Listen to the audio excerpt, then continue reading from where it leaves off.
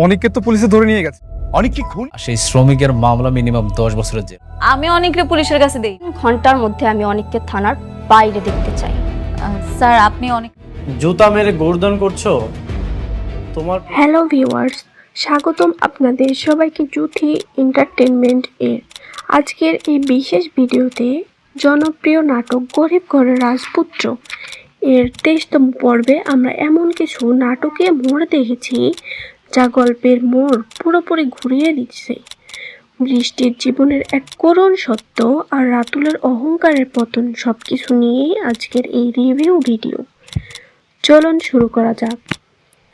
Video শুরুতে আমরা দেখি রাতুলের উদ্ধত আচরণ মেঘলার পারমিশন ছাড়াই তার কেবিনে ঢুকে পড়ে। সে এবং অফিসের স্টাফদের সাথে বাজে ব্যবহার করে, কিন্তু মেঘলা এখন আর আগের মতো দুর্বল নয়। সে সবার সামনে রাতুলকে অপমান করে অফিস থেকে বের করে দেয়। তবে মজার ব্যাপার হলো রাতুল মনে করছে সে ব্যাংক লোন নিয়ে ব্যবসায় 70% ইনভেস্ট করে বড় কিছু করে ফেলছে, অথচ মেঘলা আলারে তার ম্যানেজারকে বলে রাখে যখনই ইনভেস্টমেন্ট শেষ হবে তখনই যেন রাতুলকে এমন ধাক্কা দেওয়া হয় যাতে সে রাস্তার ফকির হয়ে যায়। অর্থাৎ রাতুলের পতন এখন সময়ের ব্যাপার মাত্র। এদিকে নাটকের সবচেয়ে আবেগঘন মুহূর্ত ছিল যখন বৃষ্টি আর সাব্বির ডাক্তারের কাছে যায়। পুরনো এক অপারেশনের জটিলতার কারণে ডাক্তার জানিয়ে দেন বৃষ্টি কোনোদিনও মা হতে পারবে না। এই খবরটি বৃষ্টির পায়ের তলার মাটি সরিয়ে দেয়।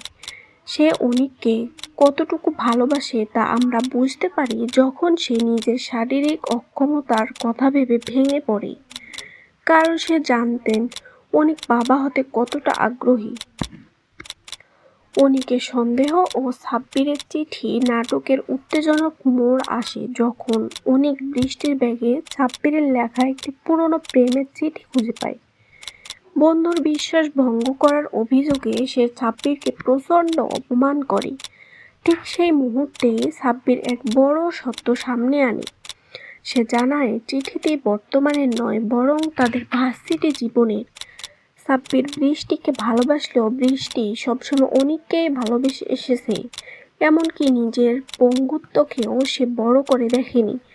অনিকের প্রতি তার ভালোবাসার কাছে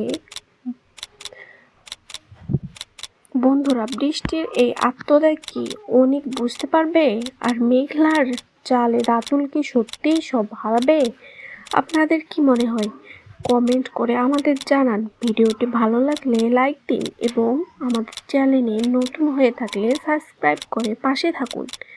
দেখা হচ্ছে পরবর্তী পর্বে। ধন্যবাদ।